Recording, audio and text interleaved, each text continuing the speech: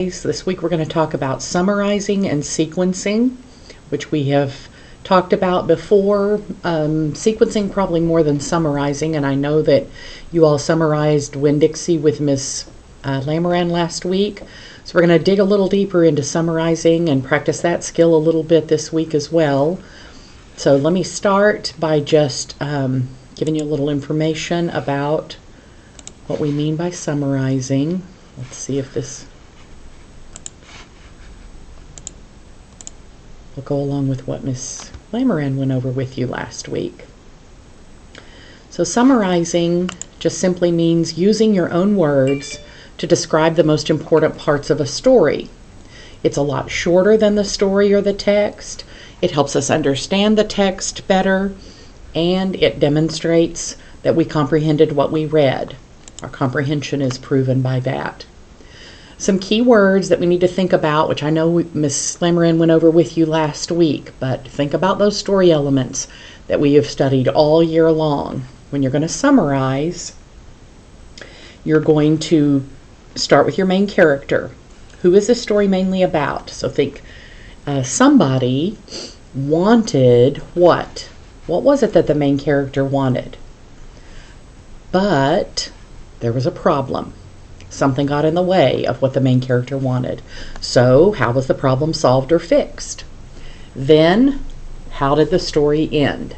And if you can touch on each of these 5 key words, that's going to help you come up with a setting or a summary, and remember that your summary should only be 3, 4, 5 sentences at the most.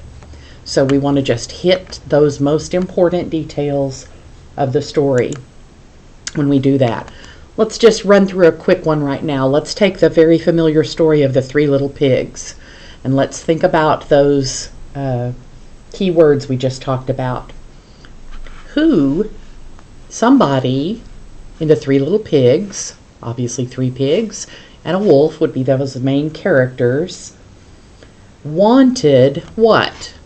Well, the wolf obviously wanted a pig for his dinner, so that's what he wanted. But what was the problem? Well, the problem was the 3 pigs each built a house to try to keep that wolf out. So how was the problem solved? The wolf went house to house and asked to be let in, and the pigs wouldn't let him in, and so he blew their houses down.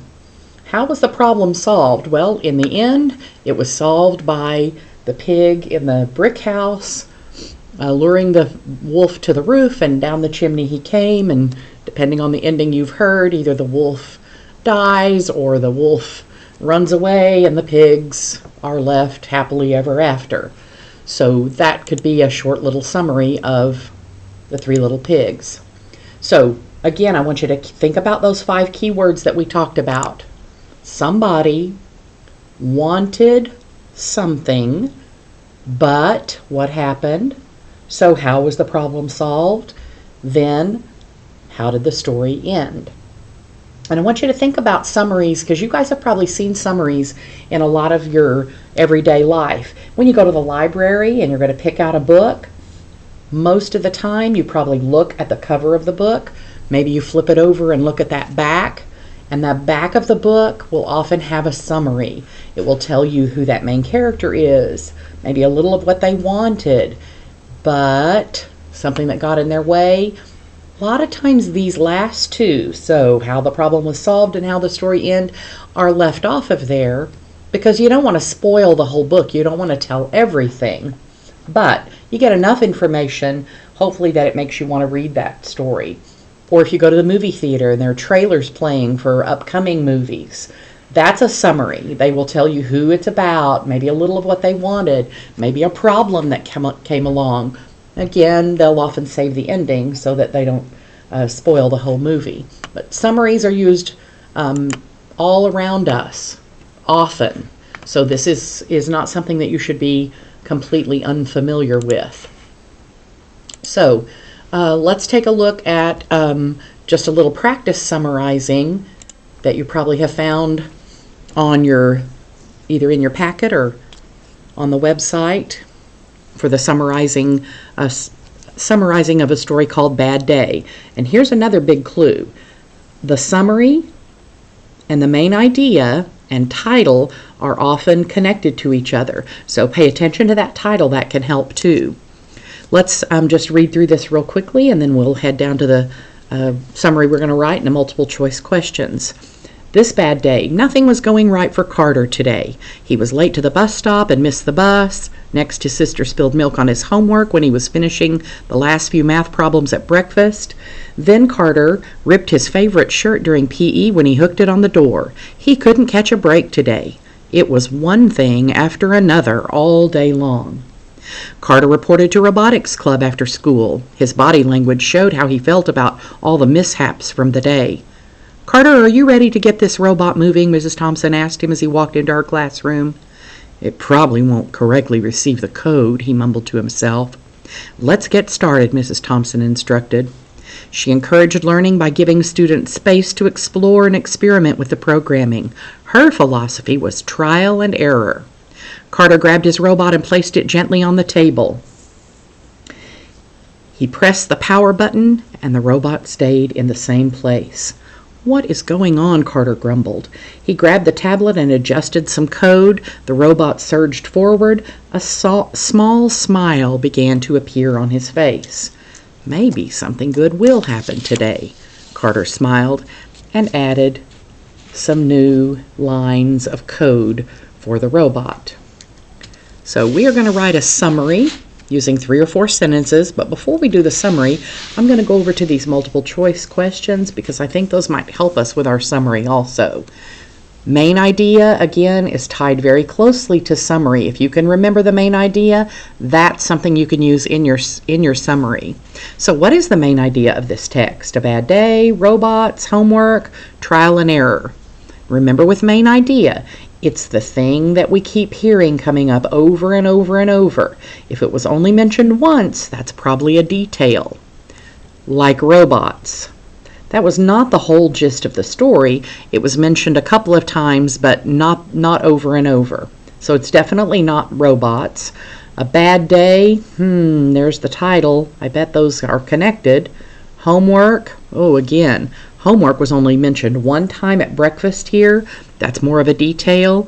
Trial and error, again, that was only mentioned once about the teacher. Her philosophy was trial and error. So, since these are probably all details, my main idea is most likely going to be a bad day. So I'm going to mark that one. Now we need some evidence from the passage that supports the main idea that you chose. So what proves that this is probably the main idea? Carter smiled and added some new lines of code. Well, I'm not sure that goes along with a bad day because things kind of turned after this. So I'm thinking no. He couldn't catch a break. That's possibly it. Couldn't catch a break and a bad day, those kind of go together. But I'm going to read the others to make sure. It probably won't correctly receive the code. Again, mentioned once over here, so it's probably not a main idea, more of a detail. And what's going on? Again, mentioned once.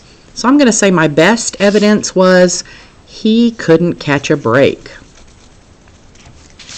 Which of the following is the main idea of, which of the following is the main problem in the text? Main problem, did he miss the bus? Bad things kept happening. He's going to robotics. Carter missed the bus. Wonder why that's on there twice. I bet that's a mistake. But hopefully that will tell you, missing the bus was only a detail. It didn't come up over and over again, but bad things, just like that title, bad things did keep happening. So the main problem in the text is he had some bad things happening to him. And we're going to find evidence that supports that. How the problem is solved. Carter ripped his favorite shirt during PE. Does that show how the problem was solved? It doesn't really have anything to do with it. A small smile began to appear on his face, and that did happen. I'm not sure that it is evidence to tell how the problem is solved. I think that's more of an effect than it is a supporting detail. The robot surged forward. That did happen at the end. That is kind of a turning point in the story. I'm thinking that might be our answer, but I'm going to read the last one anyway. It was one thing after another. Well, that's true. It was several things, but that doesn't really support how the problem was solved. I think the problem was solved when the robot surged forward and things began to kind of turn around for Carter. So that's the answer I'm gonna mark. And then the last one, which of the following does not need to be included in the summary? Again, this is probably a small detail mentioned once. It's not important to understanding the story, so we're gonna look for that one. Carter added some code. Carter was late for the bus. Carter fixed the robot. Carter had a bad day. Can you decide which one of those is probably not a detail and should be included in our summary? I hope you said Carter had a bad day. That's our main idea, and the rest of these details we may want to add to it so it gives the complete picture. And Carter had a bad day is more of our main idea. Maybe that could be our title, and it could probably be in the summary as well, but of all four of these are probably important in understanding the story. This is more of a title or a main idea, so we could omit that from our summary that we write. So now that we have gone through those, I bet we can come up with a summary in 3 or 4 sentences. Again, we want to include that main idea, just the most important details in our summary, which I'm going to come over here and kind of steal from this a little bit. I think that will help. But I want to remember my key words when I'm writing a summary here. And if you remember that was someone wanted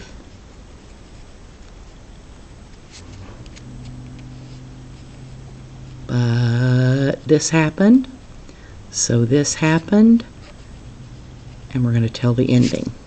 So for mine, I'm going to start with someone, and that would be Carter. Carter was having a bad day. I'm taking that from my title there. What was it he wanted? Well, he was going to school. He wanted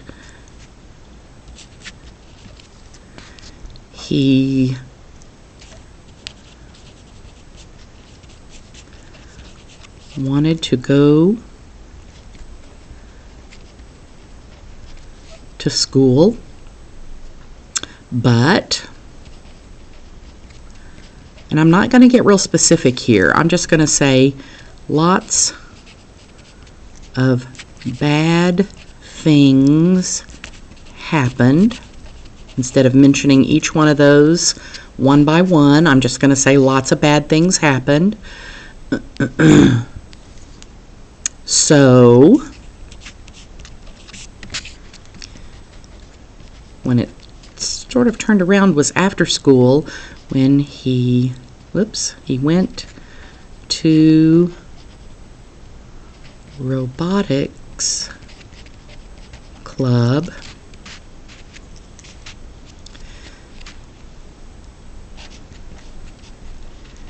after he adjusted some code. I was looking back up to find that. After he adjusted some code, his robot worked. So that's kind of, I hit but. He went to robotics class, so he adjusted some code and his robot worked. And so how did the story end? It turned out to be a good day, or we could say a better day after all. So I have my 3 and 4 sentences. I've listed my main idea that it was a bad day, just a few details, He wanted to go to school, but bad things happened. He went to robotics club, adjusted some code, and turned out to be not such a bad day after all. So I have my summary, and I bet you could go back now and find that main idea pretty easily, some details pretty easily, and the conclusion, and hopefully you can underline those with those 3 colors. So I hope that helps with summarizing, and if you need to refer back to the video, you can do that anytime this week. And I also want to invite you to check out the sequencing video that was after this one. It's a short video and a good review, and I think it might help you guys as you continue to work on your summarizing. All right, good luck, guys. See you soon.